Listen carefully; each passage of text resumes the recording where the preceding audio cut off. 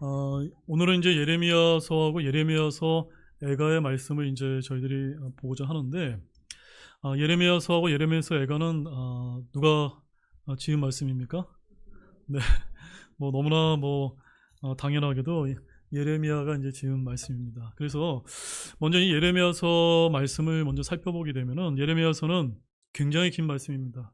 예레미야서 1장 1절에서 예레미야서 52장 34절까지의 말씀인데, 자, 예레미야서는 사실 저와 여러분이 살고 있는 이 시대에 굉장히 적합한 말씀이다라고 여러분에게 좀 강조를 드리고 싶습니다. 왜냐하면 예레미야는 우리의 현실과 비슷한 죄악의 시대를 살고 있었기 때문입니다.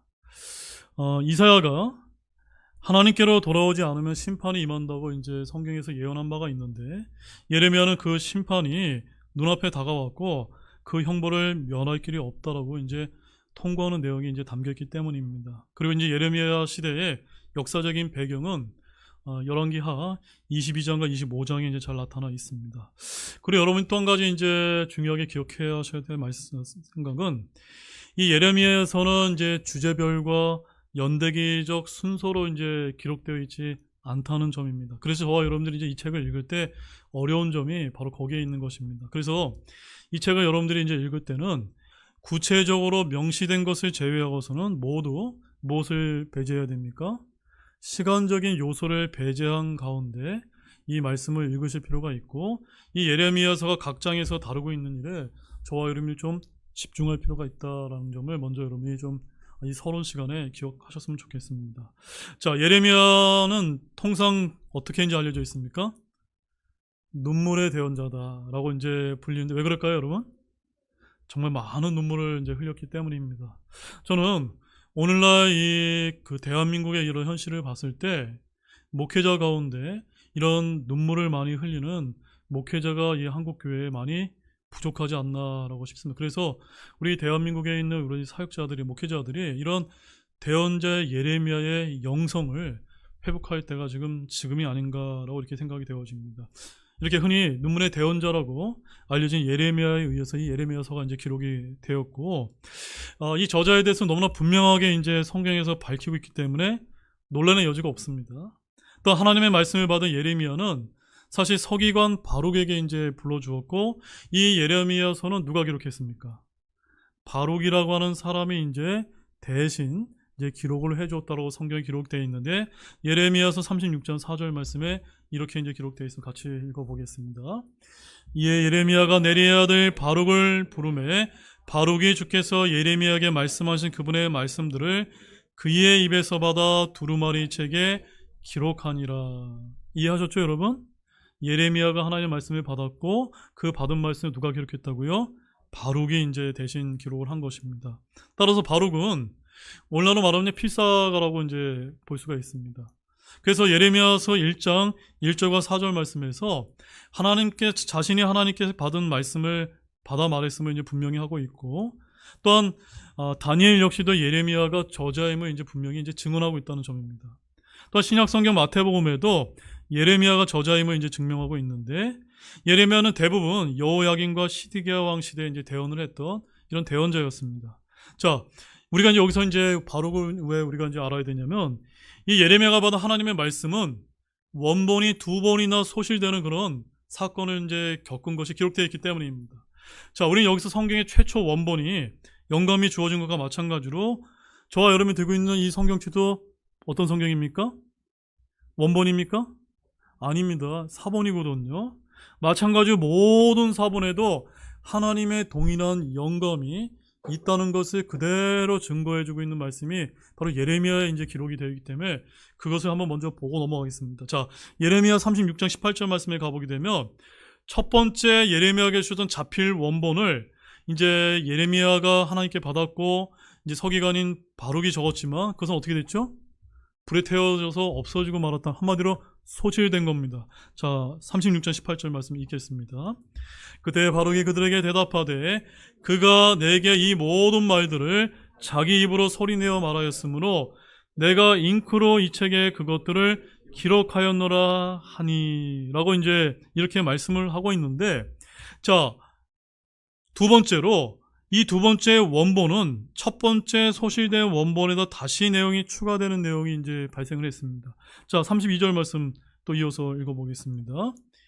이에 예레미야가 다른 두루마리를 가져다가 네리야의 아들 서기관 바룩에게 주매 그가 유다 왕 여호야김이 불에 태운 그 책의 모든 말씀들을 예레미야 입에서 받아 그 안에 기록하고 그 외에도 그와 같은 말씀들을 그것들에 많이 더하였더라. 자, 우리가 어떤 사실을 알 수가 있습니까?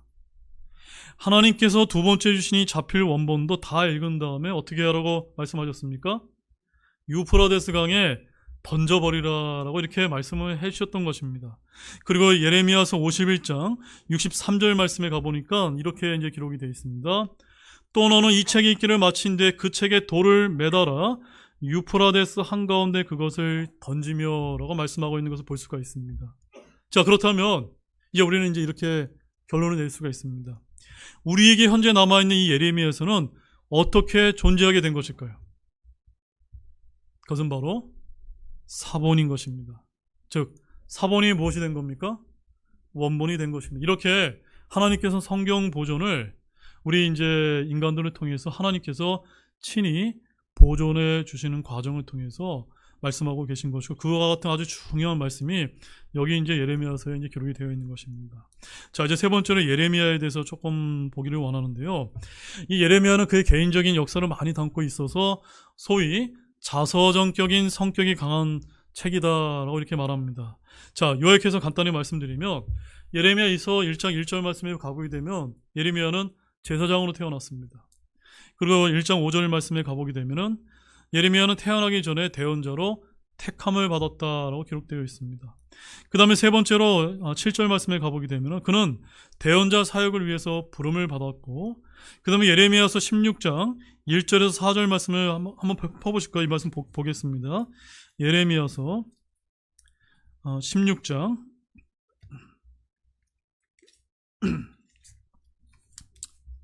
1절에서 4절 말씀 흥미로운 말씀이니까 같이 한번 읽어보겠습니다. 주의 말씀이 또한 내게 임하여 이르시되 너는 이곳에서 아내를 취하지 말고 아들 딸들도 두지 말지니라. 이곳에서 태어난 아들 딸들과 이 땅에서 그들을 해사는 어머니들과 그들을 낳은 아버지들에 대하여 주가 이같이 말하노라. 그들이 괴로운 죽음으로 죽을 것이나 아무도 그들을 위해 애도하지 아니하리라. 그들은 묻히지도 못하고 지면에서 배소물같이 되며 칼과 기근에 소멸되고 그들의 사체는 하늘의 날짐승들과 땅의 짐승들의 먹이가 되리라. 너무나 안타까운 말씀을 하고 계신 거죠. 이와 같이 너무너무나 두렵고 무서운 때였기 때문에 하나님께서 결혼을 금하셨던 시대에 활동했던 대언자가 바로 예레미야였던 것입니다.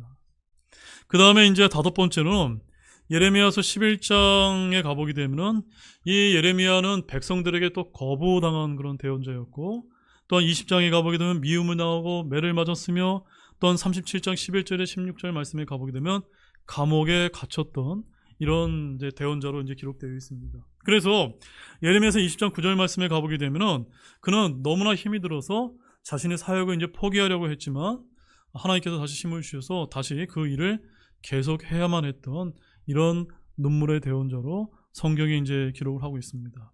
자, 예레미야는 남왕국 유다의 대언자로서 이사야 대언자보다 약 한 세대 뒤에 이제 인물입니다. 그때 당시 이제 시대적인 배경을 우리가 이제 살펴보게 되면은 대언자 이사야는 아시리아가 세계 패권을 잡았을 때 대언자였고 예레미야는 바빌론과 이집트가 서로 패권을 다투던 그런 국제 정세하에 있었던 것입니다. 그래서 예레미야는 바빌론의 승리를 예언했고 그들이 유다를 포로로 잡혀갈 것인 하나님의 경고를 쏟아내었지만 유다는 그의 경고를 어떻게 했습니까? 받아들이지 않았던 것입니다. 그래서 예레미야는 일찍이 하나님의 택하심을 받았고 부르심을 받았는데 그는 모태로부터 택감을 받았다라고 1장 5절에서 이제 말씀하고 있습니다. 자, 예레미야서 1장 5절 말씀 함께 읽어보겠습니다. 내가 너를 뱃속에서 짓기 전에 너를 알았고 내가 태에서 나오기 전에 내가 너를 거룩히 구별하였으며 너를 민족들을 향한 대언자로 세웠노라 하시기에. 네. 구약시대 대언자들은 이와 같은 이런 방식으로 하나님의 부르심을 이제 입었던 것입니다. 그래서 예레미야의 이름의 뜻은 따라해 보십시오. 하나님께서 정하시다. 네, 하나님께서 정하시다라고 하는 그런 이제 이름의 뜻을 가지고 이제 있었습니다. 자, 이 예레미야에서 우리가 한 가지 알아야 될 이유는 뭐냐면 아까 제가 앞서 바빌론과 이집트가 서로 패권을 경쟁하던 그런 시대에 결국 누가 승리했습니까? 이집트가 패하고 바빌론의 느부갓네살 왕이 전 세계 패권을 장악하는 이런 일이 이제 발생하면서 그때 바빌론의 유일한 초강대국으로 역사의 무대에 등장하게 되었고 이때 누가 이제 멸망을 당하게 된 겁니까? 남왕국 유다가 이제 멸망을 하면서 약 70년간 이제 그 유다가 이제 포로 식민지로서 이제 포로 생활을 하게 되는 것이 이제 성경에 이제 기록이 되어 있는 그것을 이제 경고하고 대언을 했던 이제 선지자가 바로 눈물의 대언자 예레미야가 이제 되겠습니다. 자, 대언자 예레미야는 요시야 왕 통치 13년 때부터 이제 활동을 이제 시작을 했는데 여러분들이 기억하는 이 요시야 왕의 개혁은 굉장히 위대했습니다. 하지만 이는 외적인 종교와 정치 개혁에 머물렀고 백성들의 마음은 여전히 우상 숭배와 죄악을 이제 담고 있었다는 점입니다. 그래서 요시야가 이집트의 파라오 느고에게 무기또에게 죽임을 당한 후 백성들은 그의 아들 여호야하스가 데려다가 기름을 붓고 왕을 삼았는데 그는 3개월 만에 이집트로 포로로 잡혀가서 거기서 죽게 되었다고 기록하고 있습니다. 그래서 이집트를 대신해서 요시의 아들 엘리야김을 여호야김으로 개명시킨 후에 왕으로 앉혀놓았는데 BC 608년에서 507년 여호야김은 약 11년을 통치하면서 극심한 우상숭배에 빠져들게 되는 정말로 아주 안타까운 이런 이제 시기가 바로 이제 예레미야 대언자가 활동했던 시기입니다. 이때 이 여호야김 왕이 누구를 이제 박해한 겁니까? 예레미야를 이제 박해를 했고 그는 예레미야를 통해 말씀하신 성경까지 불태우는 일에 이제 기록되어 있었던 것입니다. 그리고 여호야김은 바벨론을 대적하다가 박살이 나고 여호야김이 그를 대신해서 왕이 되었지만 3개월 만에 이제 바벨론으로 붙잡혀갔다라고 이제 열왕기하 24장에 이제 기록되어 있습니다. 그래서 이제 느부갓네살 왕은 여호야긴의 숙부 마따니아 아들을 왕으로 삼고 그의 이름을 시드기야로 바꿔 주었고 이 시드기야는 11년을 통치했고 예레미야에게는 상당히 우호적이었지만 매우 악한 왕으로 이제 성경이 이제 기록이 되어 있습니다. 자, 결국 그는 선조들의 악행을 따라 악을 행함으로 하나님의 진노를 샀고 바벨론을 향해 반역을 꾀하다가 제위 9년째에 10월 11일에 느부갓네살의 3차 침공을 받아서 2년간 포위당한 끝에 그의 눈앞에서 아들들이 죽고 끔찍하게도 두 눈이 뽑힌 채 노족쇄로 결박하여 바빌론으로 끌려가게 되었다고 이제 기록하고 있습니다. 그래서 예루살렘은 완전히 불타고 황폐하게 되었고 역사에서 유다라는 나라가 완전히 사라지는 순간이 이 대언자 예레미야에서 이제 기록이 되어 있는 것입니다. 그래서 예레미야는 바로 포로기 이전에 포로가 된 유다와 70년의 종살이를 마치고 귀환할 것을 예언했고 당대의 대언자로는 에스겔이 있었는데 에스겔은 포로기에 주로 바빌론에서 활동했고 먼 훗날 이스라엘 얻게 될 영광을 주로 예언했던 것입니다. 그리고 포로기에 또 한 명의 걸출한 대언자가 있다면 그는 다니엘이 있습니다. 그리고 에스겔은 예레미야보다 어렸고 다니엘은 포로로 잡혀가 당시 소년이었는데 바로 하박국과 스바냐는 예루살렘에 있는 예레미야를 도왔고 또 동시대의 대언자로서는 나홈은 니느웨의 멸망을 이제 예언했습니다. 그리고 역시 당대의 대언자였던 오바다는 에돔의 멸망을 예언했던 대언자로 이렇게 기록하고 있습니다. 자, 아무튼 하나님께서는 자신의 종들을 통해 역사의 예언의 등불을 밝히셨다는 점입니다. 그래서 저와 여러분이 언제나 주님이 주신 성경을 통해 미리 역사를 내다보고 준비할 수 있는 성도들이 이제 되어야 한다는 것을 아셨으면 좋겠습니다. 베드로후서 1장 19절 말씀에 이런 말씀이 있는데 우리 함께 한번 읽어보겠습니다. 또한 우리에게는 더 확실한 대언의 말씀이 있는데 날이 새어 샛별이 너희 마음속에 떠오를 때까지 너희가 어두운 곳에 비추는 빛을 대하듯 이 말씀에 주의를 기울이는 것이 너희에게 좋으니라. 뭐라고요? 이 말씀에 어떻게 하는 거예요? 주의를 기울이는 것이 저와 여러분에게 좋은 것이다 라는 이 말씀을 여러분 기억하게 바랍니다. 한마디로 성경은 예언의 등불이라는 점입니다. 자, 네 번째는 예레미야서의 중심 메시지를 보겠습니다. 자, 예레미야서 1장 7절과 10절, 26장 12절과 13절 말씀에 이런 말씀이 있습니다. 너는 가며 보라. 내가 이날 너를 민족들과 왕국들 위에 세워 그것들을 뿌리채 뽑고 무너뜨리며 파멸시키고 파괴하며 세우고 심게 하였느니라. 지금 누구에게 하신 말씀입니까? 남왕국 유다가 바로 바벨론에 의해서 뿌리채 뽑히고 무너지며 파멸당할 것을 이제 말씀을 하고 있는 것입니다. 그래서 이 예레미야서의 핵심 어휘는 바로 영어로 말하면 백슬라이드, 타락인데, 바로 남유다는 자기들의 등을 돌려 주를 떠났고 우상들을 따랐기 때문입니다. 바로 주님은 12번이나 그들이 타락했음을 지적하셨고, 이에 대한 치유책은 바로 회개하는 것이라는 것을 알려주셨던 것입니다. 즉 주님은 11번이나 회개하라고 말씀을 하셨지만 유대인 남유다의 백성들은 어떻게 했죠? 선포된 주님의 말씀을 듣고도 회개하지 않고 바로 예레미야의 슬픔과 눈물은 더더욱더 깊어갈 수밖에 없었다라고 이제 예레미야서는 곳곳에 이제 기록을 하고 있고, 바로 눈물의 대언자로부터 예레미야는 곳곳에 눈물로써 이 말씀을 기록하고 있는 것입니다. 자, 예레미야는 이들이 회개하지 않자 이제 25장에 이르러서는 그들이 바빌론으로 포로로 잡혀갈 것이며 민족이 완전히 멸망할 것이라는 사실을 이제 경고하기 시작합니다. 그래서 덕분에 그는 어떤 낙인을 찍혔습니까? 민족의 반역자로 낙인을 찍혔고, 그 다음에 같은 동족이라고 하는 유대인들에게 극심한 박해를 받는 이제 대언자로 이제 기록이 되어 있는 것입니다. 한마디로 말해서 우리가 이것을 기억하기를 원합니다. 이 세상에서 온전히 진리를 말하고 또한 그들의 죄에 대해서 사실을 그대로 지적하고 그에 대한 심판을 전하는 일은 언제나 쉬운 일이 아니라 어렵고 힘든 일이라는 점을 기억하기를 원합니다. 바로 사람들이 듣기에 좋은 덕담이나 하고 또한 좋은 얘기만 했다면 대언자 예레미야는 그렇게 고생하지 않았을 것입니다. 만약 유다가 회개하고 주님께 돌이켰다면 하나님께서는 그 남유다를 구출해 주셨을 것입니다. 그들이 회개하기를 거부했기 때문에 하나님의 징계와 벌을 피할 수가 없었던 것입니다. 하지만 주님은 어떤 분이십니까?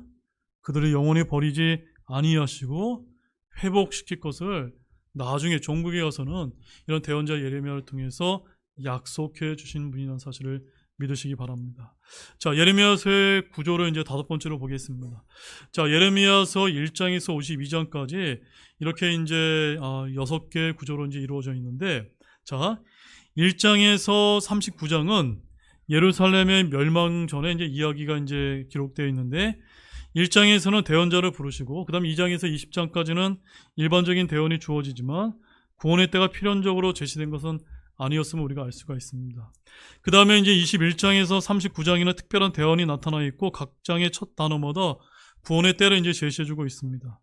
그 다음에 39장은 바벨론에 의한 예루살렘의 멸망을 기록하고 있고, 그 다음에 46장에서 51장까지는 이방 민족들에 대한 대언의 말씀을 갖고 있는데, 46장에는 이집트에 대한 심판, 그 다음에 47장에서 블레셋, 48장에서 모압, 그 다음에 49장에서는 암몬, 에돈, 다마스코스, 게달과 하설, 엘람에 대한 심판, 그 다음 50장에서는 바빌론, 그 다음 51장에서는 바빌론의 철저한 멸망에 대해서 이제 다루고 있습니다. 그리고 이제 52장에서는 유다의 멸망과 포로 생활에 관해 이제 부록으로 이제 기록하고 있는 것이 이 전체 이제 예레미야서의 이제 구조가 되겠습니다. 자, 그 다음에 여러분이 기억해야 될 6번째 예레미야 특징인데, 이것이 가장 중요합니다. 첫 번째, 예레미야는 가장 많은 박해를 받은 대언자였지만 정작 원수들에게는 뭘 받았습니까? 호의를 받았다는 점입니다. 즉, 이것은 뭘 이제 의미하냐면요, 바로 동족들에게는 버림과 배척을 받았지만 이방인들에게는 영접되는 예수님의 모습을 예표하고 있는 것입니다. 자, 예레미야서 39장 11절과 12절 말씀을 함께 한번 읽어보겠습니다. 한편 바빌론 왕 느부갓네살이 호위대장 느부사라단에게 예레미야에 관한 책문을 주며 이르되 그를 데려다가 잘 보살피고 조금도 해를 끼치지 말며 그가 내게 말하는 대로 그에게 행하라 하셨으므로. 이해되셨습니까? 느부갓네살 왕이 누굽니까?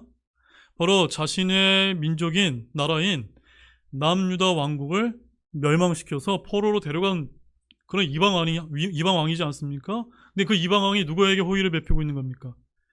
대언자 예레미야에게 이제 호의를 베푸고 있는 것이 참으로 아이러니하지 않을 수가 없다는 점입니다. 그냥 여러분 예레미야서 39장 한번 펴보십시오. 성경책. 두 번째 특징을 좀 보겠는데요.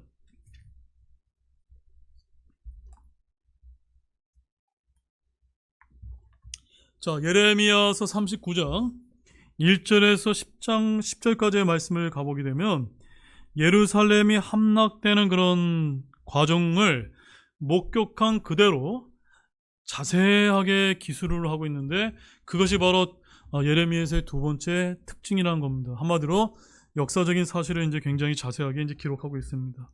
그 다음에 이제 세 번째로는 예레미야는 구약에서 유일하게 자기 민족을 위해서 뭐 하라고 명령한지 아십니까?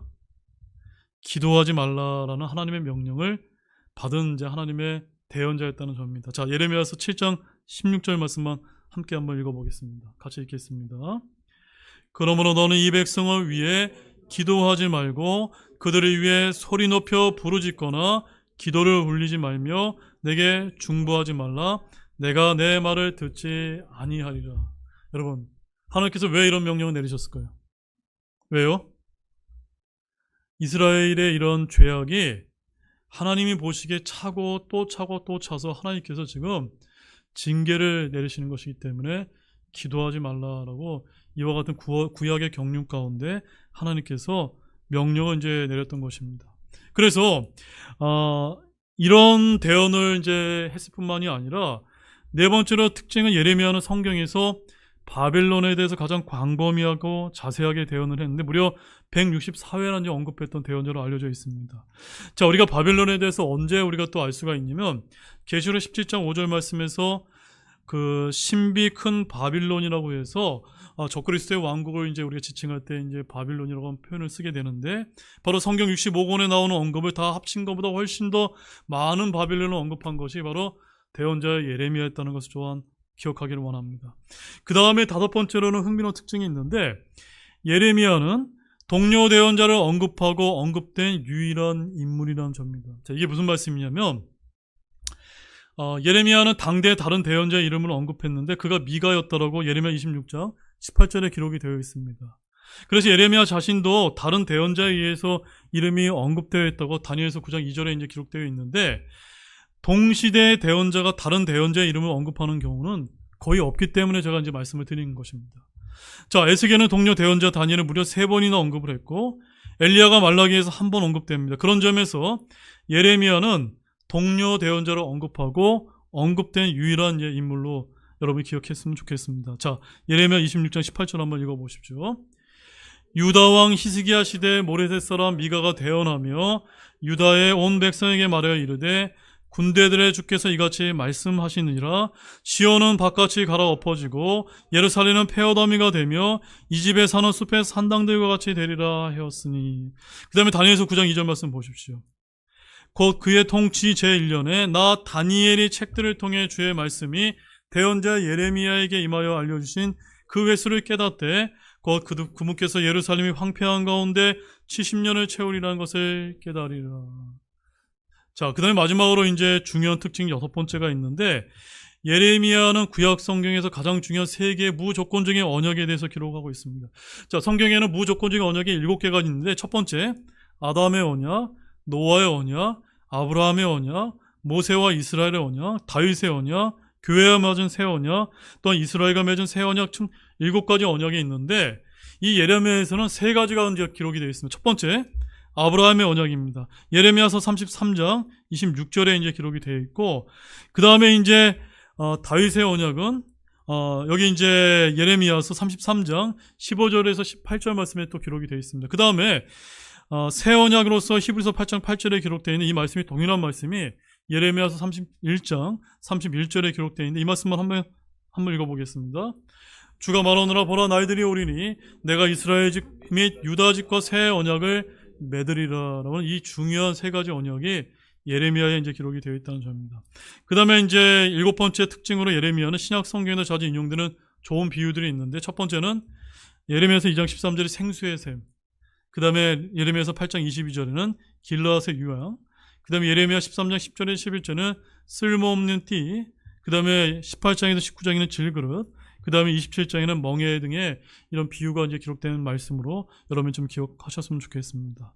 자, 그 다음에 예레미야의 대언 요약에 5가지가 있는데 우리가 여기서 이제 기억해야 될 것은 역사의 전환기나 역동기에 강력한 군사력이 필요한 것이 아니라 앞을 내다볼 수 있는 하나님의 사람이 필요하다는 점입니다. 그런 점에서 하나님은 당대 유난히 많은 대언자들을 통해 말씀과 환상 계시를 이제 보내주셨는데 이때 백성들은 어땠습니까? 주님의 말씀을 전혀 들으려 하지 않았다는 점입니다. 그래서 예레미야가 주로 전한 말씀은 시대를 관통하는 살아있는 하나님의 말씀이었고 유다의 살길이기도 했다는 점입니다. 자, 그래서 예레미야 대언을 요약하면 5가지 있는데 첫 번째 같이 한번 읽어보실까요? 유다는 바빌론에 의해서 멸망을 당할 것이다. 둘째, 유다가 죄로부터 돌아서고 회개한다면 하나님은 바빌론의 손에서 유다를 건지실 것이다. 셋째, 유다가 도저히 회개할 기미가 없자 유다는 완전히 멸망을 당하고 바빌론으로 70년간 종살이를 하게 된다. 네 번째, 유다가 파멸되지만 70년이 차면 다시 회복될 것이다. 다섯째, 유다를 파멸시킨 바빌론은 결국 멸망을 당할 것이며 다시 일어서지 못할 것이다. 즉, 하나님의 징계와 진노만 또 심판만 전한 것이 아니라 무엇까지 이제 같이 약속하고 있습니까? 종국에는 이스라엘의 회복까지 하나님께서 약속하고 있는 것을 대언하고 있다는 점입니다. 자, 예레미야가 선포한 5가지 주요 메시지를 우리가 이제 간략하게 이제 보게 되면은 첫 번째, 제목만 같이 읽어보겠습니다. 하나님에 대해서는 하나님은 모든 것을 창조하신 분이며 통제하시는 분이시다는 점을 선포했습니다. 자, 예레미야서 10장 10절에서 16절, 32장 26절에서 27절까지 있는데 읽어보지 않고 그냥 넘어가도록 하겠습니다. 그 다음에 두 번째로는 예레미야서 17장 1절과 50장 20절 말씀에 가보게 되면 죄에 대해서 유다의 죄가 얼마나 이제 큰 죄이며 죄는 반드시 하나님의 엄중한 심판이 임한다는 이제 사실을 선포했다는 점입니다. 근데 여기서 우리가 이제 기억해야 될 점은 하나님께서 유대를 징계하신 것이나 우리를 징계하시는 것도 징계 자체가 목적이 아니라 무엇입니까? 바로잡기 위함이라는 사실을 우리가 기억해야 된다는 점입니다. 그 다음에 세 번째로는 죄에 대한 하나님의 치료책을 이제 선포를 했는데 예레미야서 31장 31절에서 34절 말씀에 이런 말씀이 이제 기록되어 있어요. 이 말씀만 우리 함께 한번 읽어보도록 하겠습니다. 주가 말하노라 보라 날들이 오리니 내가 이스라엘 집 및 유다 집과 새 언약을 맺으리라. 이 언약은 내가 그들의 조상들의 손을 잡고 그들을 이트 땅에서 데리고 나오던 날에 그들과 맺은 언약에 따른 것이 아니니라. 내가 그들에게 남편이 있을지라도 그들이 내 언약을 깨트렸느니라. 주가 말하노라. 그러나 내가 이스라엘 집과 맺을 언약은 이것이니 곧 그 날들 이후에 내가 내 법을 그들의 속 중심부에 두고 그들의 마음속에 그것을 기록하여 나는 그들의 하나님이 되고 그들은 내 백성이 되리라. 주가 말하노라. 그들이 다시는 각각 자기 이웃과 각각 자기 형제를 가르쳐 이르기를 주를 알라 하지 아니하리니 이는 그들 가운데 가장 작은 자부터 가장 큰 자까지 그들이 다 나를 알 것이기 때문이라. 내가 그들의 불법을 용서하고 다시는 그들의 죄를 기억하지 아니하리라. 주가 말하노라. 자, 이 말씀에서 여러분들이 기억하셔야 될 것은 이 예레미야서는 남유다 왕국이 포로로 사로잡혀갈 것만을 대언한 말씀이 아니라는 점입니다. 33절에서 34절 말씀을 보게 되면은 어느 시대를 가리키는 겁니까? 결국에는 이스라엘 민족이 회복이 될 것이고 종국에는 메시아가 와서 메시아의 왕국이 천년왕국이 세우게 됐을 때 모든 사람들이 다 주를 알라 하지 아니하는 그와 같은 때가 오게 될 것이고 그때는 작은 자부터 큰 자까지 다 나를 알게 되는 회복의 때가 올 것을 하나님께서 대언자 예레미야를 통해서 예언해 주고 계시다는 사실입니다. 그런 말씀이 이제 여기에 다 이제 예언의 말씀이 이제 기록이 되어 있는 것이고 그 다음에 네 번째로는 죄에 대한 치료책을 제공하는 하나님의 사람에 대해서 예레미야는 이제 예레미야 23장과 33장에서 말씀을 하고 있는데 23장 5절 말씀 같이 읽어보겠습니다. 주가 말하노라 보라 날들이 오리니 내가 다윗에게 한 의로운 가지를 일으킬 것이요 한 왕이 통치하고 번영하여 땅에서 판단의 공의와 정의를 집행할 것이며 이거 누구를 가리키는 겁니까? 예수 그리스도께서 지상 강림하셔서 세우게 될 천년왕국을 가리키는 것이 아닙니까? 그래서 지금은 다윗 왕조가 끊어지고 망해버렸지만 하나님께서는 영원히 멸망하지 않을 메시아 왕국을 약속해 주셨던 것입니다. 그 당시 이제 바빌론 왕국에 의해서 남유다 왕국이 포로로 사로잡혀갔으니 그들의 희망이 있었을까요? 없었을 텐데 이와 같은 약속을 통해서 70년간 너희들이 견디고 버티고 인내할 것을 하나님께서 말씀을 하셨던 것입니다. 그 다음에 예레미야서 33장 15절 말씀 보십시오. 그 날들과 그때에 내가 다윗에게 의의 가지가 자라게 하리니 그가 그 땅에서 판단의 공의와 의를 집행하리라 라고 하던 이와 같은 메시아께서 오실 것을 대언해주고 계신 것입니다. 그 다음에 마지막 다섯 번째로 예레미야는 인류의 구속에 대해서 대언을 했는데 바로 천년왕국이 인류가 죄와 저주로부터 벗어난 상태를 누리는 시기임을 이제 예레미야에서 이제 말씀을 하고 있는 것입니다. 자, 이 말씀은 너무 길기 때문에 7절에서 8절 말씀만 23장 7절 8절 말씀만 함께 읽어보도록 하겠습니다. 함께 읽겠습니다. 주가 말하노라. 그러므로 보라, 날들이 오니니 그들이 다시는 이스라엘 자손을 이집트 땅에서 데리고 올라오신 주께서 살아계신다고 말하지 아니하고 오히려 이스라엘 집의 씨를 북쪽 나라와 또 나에 의해 그들이 쫓겨나서 머무던 모든 나라에서 데리고 올라오시며 인도하신 주께서 살아계신다고 말할 것이요 그들이 자기들의 땅에 거하리라. 이게 무슨 말씀입니까? 결국에는 포로로 사로잡혀갔던 그 나라가 다시 그 땅에 되돌아올 것이다 라고 하는 그런 약속의 말씀이 되는 것이고, 또 2000년 동안 나라 없이 흩어져 있던 이 이스라엘 민족이 주님이 오실 그때가 되면 다시 이스라엘 땅에 모두가 돌아오게 될 것이라고 하는 그 대언의 말씀을 지금 하고 계신 것입니다. 자, 그 다음에 이제 아홉 번째로 가장 중요한 것은 대언자 예레미야는 누구를 예표하는 인물이라는 겁니까? 예수 그리스도를 똑같이 예표하는 인물이라는 특징을 좀 간단하게 보겠습니다. 자, 예레미야서 16장 1절과 2절 말씀에 가보게 되면 예수님이나 예레미야 역시 둘 다 어떤 분이었습니까? 결혼하지 않았다는 점입니다.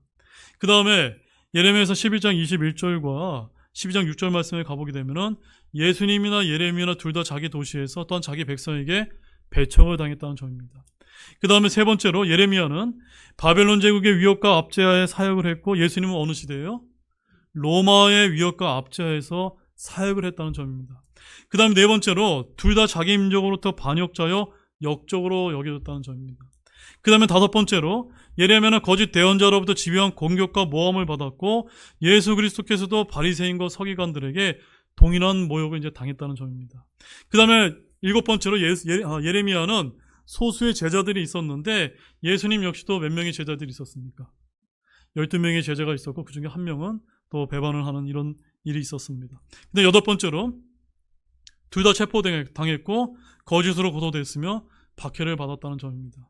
그 다음 아홉 번째로 둘 다 외적인 형식, 종교적인 의식이 아닌 마음의 변화가 더 중요하다는 것을 역설했다는 점입니다. 그래서 예수님께서는 성전을 정화하는 그런 일이 있었는데 그때 예레미야서 7장 11절 말씀을 인용해서 제사장들의 성전을 강도의 소굴로 만들었다고 책망하신 바가 있는 것입니다. 그 다음에 열 번째로는 둘 다 새 언약에 대해서 말씀을 하셨고, 11번째로 말씀을 전할 때 비유와 강력한 대조를 사용한 설교 방식이 예수님이나 예레미야나 똑같았다는 점입니다. 12번째로 하나님의 말씀과 순종해야 될 민족들의 반역과 불순종, 또 회개하지 않는 일에 대한 마음 가운데 심한 연민과 동정과 슬픔을 이제 지녔다는 점입니다. 그 다음에 13번째, 둘 다 사역에는 실패한 것처럼 보였지만 하나님께서는 그들의 사역을 영원하게 하셨다는 점입니다. 매우 동일하죠. 바로 이 눈물의 대언자 예레미야는 예수님을 예표하는 대언자라는 여러분 기억하길 원합니다. 자, 여러분 예레미야 애가를 이제 펴보십시오. 예레미야 애가는 조금 더 간단하게 보겠습니다.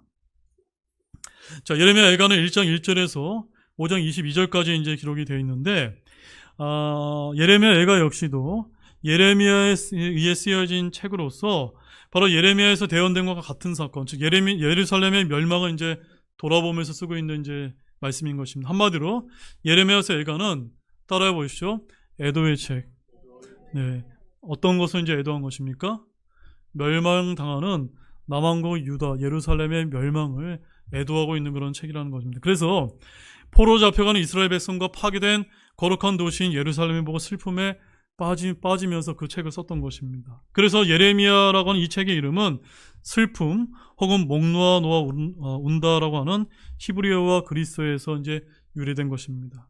자, 성경 속에서 예레미야 애가의 위치가 좀 독특한데, 우리가 유대인들은 통상 구약 성경을 율법, 대언서, 시편 이 세 가지로 이제 구분을 하고 있습니다. 자, 그런데 이 예레미야 애가는 예레미야 다음이 아니라 원래는 솔로몬의 아가와 룻기와 전도서와 에스더, 예레미야 애가로 이제 구성된 시편의 두루마기 속에 이제 포함되어 있다는 점입니다. 그래서 이 애가란 말은 슬픈 노래라는 뜻 외에도 장례식 때 부르는 장송곡 또는 장송시라는 의미가 이제 있는 것입니다. 즉 예레미야 애가는 바로 예루살렘이 멸망하자 그 슬픔을 노래한 일종의 장송시라고 하는 그런 의미를 갖고 있습니다. 자, 유대인들이 구약 분류한 저술에 속한다고 말씀을 드렸는데 거기 두루마리의 일부에 가보게 되면 이 두루마리는 유대인들이 공식 절기에 읽혀지는 말씀으로 알려져 있는데 거기 5권이 있습니다. 자, 솔로몬의 아가는 언제 읽습니까? 6월절에, 룻기는 오순절날, 그다음에 전도서는 장막절, 그 다음에 에스더기는 불임절, 마지막으로 예레미야 애가는 언제요? 예루살렘 멸망 기념일에 이렇게 이제 읽는 두루마리에 포함된 그런 책이었다라고 여러분 보시면 되겠습니다. 그 다음에 이제 세 번째로 간단하게 예레미야 애가의 특징과 문학 형식인데 예레미야 애가는 5편의 시와 비가로 되어 있는데 가장 흥미로운 점은 예레미야 애가의 절수를 보게 되면 모두 22절이 아니면 22절의 배수로 되어 있다는 점. 그래서 총 5장이 있는데 1장과 2장은 22절, 그 다음에 3장은 66절인데 22절의 배수로 되어 있고 4장, 5장 모두 다 22절로 되어 있는 것입니다. 한마디로 이것이 시가이기 때문인 것입니다. 그래서 다른 문장과 같은 형식이 아니라는 점 여러분이 좀 간단하게 좀 이해했으면 좋겠습니다. 자, 네 번째는 예레미야 애가의 구조인데, 자, 예레미야 애가 1장에서는 바로 고통받는 예루살렘의 처지를 이제 기록을 하고 있고, 그 다음에 2장에서는 하나님께서 예루살렘에 대해서 분노하시는 내용, 그 다음에 3장에서는 이 대언자가 고통과 소망 가운데 자신의 슬픔을 이제 기록하고 있습니다. 그 다음에 4장에서는 주의 진노로서 시온인 예루살렘의 퇴락을 이제 기록하고 있고, 마지막 예레미야 5장에서는 예루살렘의 회복을 위한 기도를 이제 말씀을 하고 있습니다. 자, 예레미야 애가의 중심 메시지를 5번째로 이제 보게 되면은, 우리는 이제 이 예레미야 애가를 통해서 예레미야의 가슴에 맺힌 슬픔과 눈물을 이제 볼 수가 있는데, 예레미야에서 핵심 요절로 3장 2절과 22절, 23절 말씀 함께 한번 읽어보도록 하겠습니다. 함께 읽어보겠습니다. 주의 긍휼로 말미암아 우리가 소멸되지 아니하였으니 그분의 동정심은 끝이 없도다. 그것들이 아침마다 새로우니 주의 신실함은 크시니이다. 자, 우리가 이 말씀을 통해서 무엇을 깨달아야 되냐면 바로 주의 백성이 죽을 때 주님은 고통을 당하시며 그들이 고통을 당할 때 주님 역시 고통을 당하신다는 메시지를 담고 있는 것입니다. 그래서 유다의 민간 전승에 의하면 예레미야가 통곡을 하며 노래한 곳이 예루살렘의 북쪽 골고다라고 불리는 언덕이었다고 합니다. 자, 이곳이 바로 어떤 곳이었습니까? 바로 우리 주 예수 그리스도께서 회개치 않는 예루살렘을 내다보며 고난을 당하시고 십자가에서 못 박혀 죽으신 곳이 아닙니까? 즉 바로 베드로전서 1장 11절에서 베드로가 말한 그대로였음을 여기서 보여주고 있는 것입니다. 그 다음에 예레미야는 이와 같은 사실을 미리 말씀을 통해서 미리 알고 있었고 자신이 흘린 눈물에 대해서 너무나 잘 알고 있었는데, 자, 예레미야서 13장 17절 말씀을 한번 같이 큰 목소리 한번 읽어보겠습니다. 그러나 만일 너희가 그것을 들으려 하지 아니하면 내 온이 너희의 교만으로 인해 은밀한 곳에서 울리니 주의 양떼가 포로로 끌려갔으므로 내 눈이 통곡하고 눈물을 쏟으리라. 그 심정이 여러분 느껴지십니까? 참으로 눈물의 대언자라고 불리는 이 예레미야가 흘리는 그 눈물을 여러분 기억하기를 바랍니다. 그런데 예레미야뿐만 아니라 누구도 눈물을 흘리셨습니까? 우리의 구주이신 예수 그리스도께서도 예루살렘을 향해서 똑같은 통곡의 눈물을 흘리셨다는 점입니다. 자, 마태복음 23장 36절과 38절 말씀, 예수님이 흘린 눈물 한번 같이 읽어보겠습니다. 진실로 내가 너희에게 이르노니 이 모든 것이 이 세대에게 돌아가리라. 오 예루살렘아 예루살렘아, 대언자들을 죽이고 내게 보낸 자들을 돌로 치는 자야, 암탉이 자기 병아들을 자기 날개 아래 모음과 같이 내가 얼마나 자주 내 자녀들을 함께 모으려 하였더냐. 그러나 너희가 원치 아니하였도다. 보라, 너희 집이 버림받아 너희에게 황폐하게 되었느니라. 예수님의 눈물이 여러분 느껴지십니까? 네, 바로 대언자 예레미야는 예수님을 예표하는 것입니다. 자, 6번째로 예레미야 애가에 나오는 5가지의 눈물만 간단하게 이제 살펴보고 말씀을 정리하도록 하겠습니다. 자, 첫 번째 눈물은 어떤 눈물입니까? 바로 징계의 슬픔, 바로 죄인들이 죄로 인해 울고 징계의 슬픔으로 인해 울고 심판의 고통으로 운다고 하는 그런 말씀이 되겠습니다. 예레미야 애가 1장 2절 말씀 또 한번 읽어보도록 하겠습니다. 그녀가 밤에 심히 울매 그녀의 눈물이 밤에 흐르는도다. 그녀가 사랑하던 모든 자들 가운데 그녀를 위로하는 자가 그녀에게 아무도 없으며 그녀의 모든 친구들도 그녀를 배반하여 그녀의 원수가 되었더라. 여러분 예레미야서 1장 1절 말씀도 한번 보겠습니다. 같이 한번 읽어보실까요? 한번 펴보십시오. 자, 거기 뭐라고 기록되어 있습니까? 사람이 가득하던 도시가 어찌 외로이 앉았는가?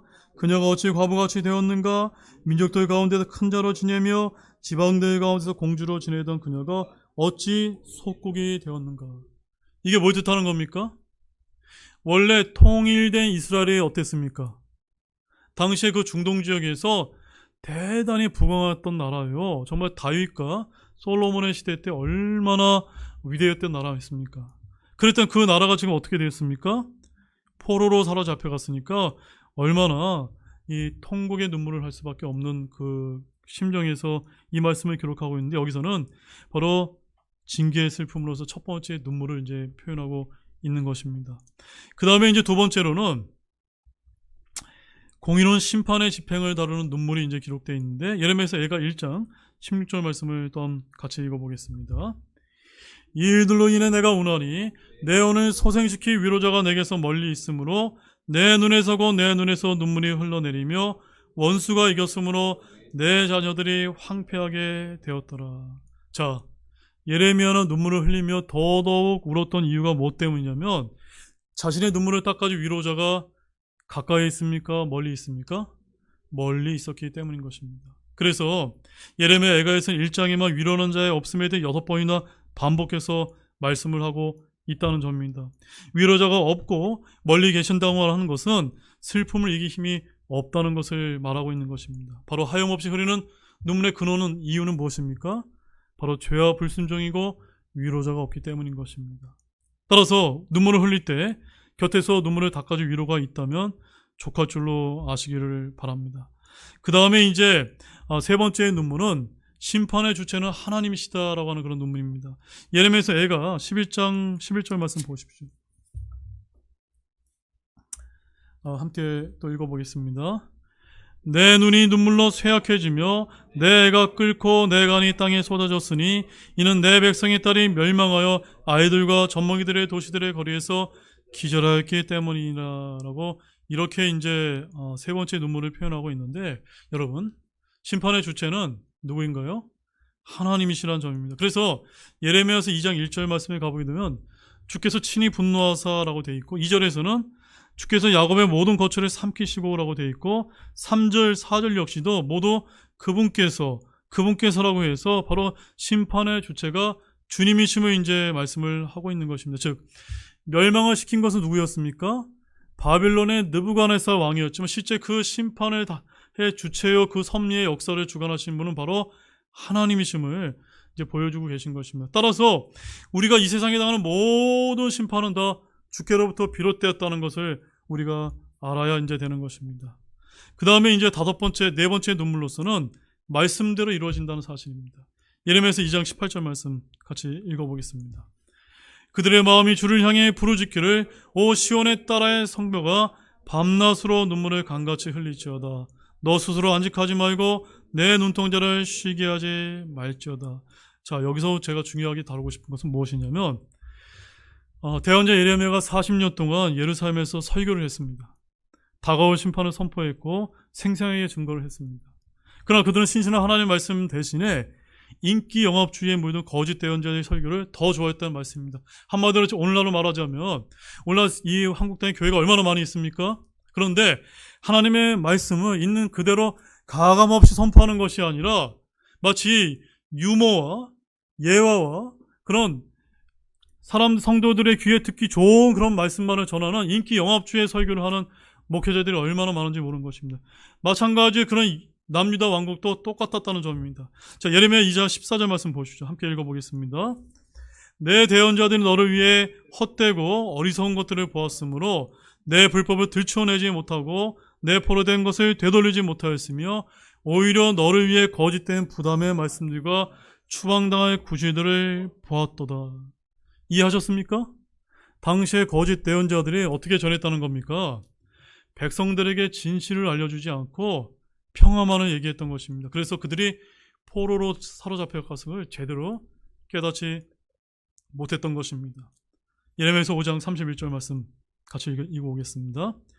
대언자들을 거짓으로 대언하고 제사장들을 자기 방법으로 다스리며 내 백성은 그렇게 하는 것을 사랑하니 그것이 맞으면 너희가 무엇을 하려 하느냐. 이 경고를 저와 여러분이 잊지 않기를 원합니다. 사랑하는 여러분, 오늘 대부분의 교회도 마찬가지입니다. 디모데후서 4장 3절과 4절 말씀에 가보게 되면 오늘날 살고 있는 이 마지막 때를 이렇게 표현하고 있습니다. 그들이 건전한 교리를 견디지 못하는 때가 오리니 그들이 귀가 가려워 자기 욕심대로 자기를 위해 선생들을 쌓아두고 또 진리에서 귀를 돌려 꾸며낸 이야기대로 돌아서리라. 하나님의 바른 말씀이 선포되어지는 그 교회와 그 말씀에 귀를 기우는 것이 아니라 예수님께서 오실 날이 가까우면 가까울수록 어떤 말씀에 더 귀를 내주게 된다는 말씀입니까? 자기가 듣기 좋아하는 그런 거짓된 말씀에 사람들이 자신의 귀를 내어주게 될 것이다 라고 이렇게 말씀을 하고 있는 것입니다. 그 다음에 오늘날 얼마나 이제 사람들이 좋은 얘기를 하고 있는지 모릅니다. 이와 같은 때 우리 예레미야 애가 2장 17절 말씀만 읽고 이제 말씀을 이제 정리하도록 하겠습니다. 같이 읽어보겠습니다. 주께서 이미 계획하신 일을 행하시고 옛날에 명령하신 자신의 말씀을 이루셨도다. 즉 그분께서 무너뜨리시며 불쌍히 여기지 아니하셨으며 내 원수가 너로 인해 기뻐하게 하시고 내 대적들의 뿔을 세우셨도다. 사랑하는 여러분, 오늘날 이 시대는 꼭 멸망을 앞둔 예레미야의 시대와 똑같다고 하는 사실 여러분 기억하기를 원합니다.